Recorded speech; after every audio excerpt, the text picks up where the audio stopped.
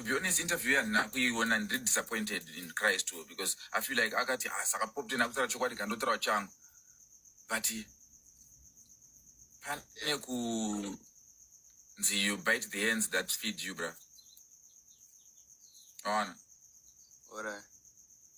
Asi Crystal anokwanisa kuuya kuzondipikisa panapa kuti pop 10, but I feel like it's so wrong kutora side rangu inini wongoti pop 10 ari kuwawata, then wonotaura side rekuti pawakasiyana na Freeman, what did you do? Waka investigate here kuti vanhu mangano anozviita anditi.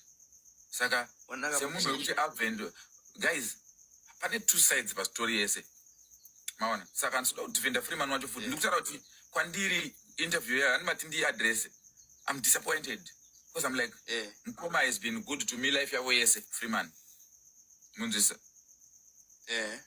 Freeman has been good to me life yake yese. Saka kuzoona munhu achitaura bad about Freeman, it explains to me the feeling ine mafanza wingi D, feeling ine mafanza killer T, kuti pop 10 waitwe ina killer T, waona.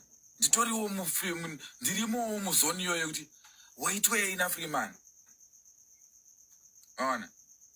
Saka ndikwanise kumuta nopenga, guys. Unasa kuti chie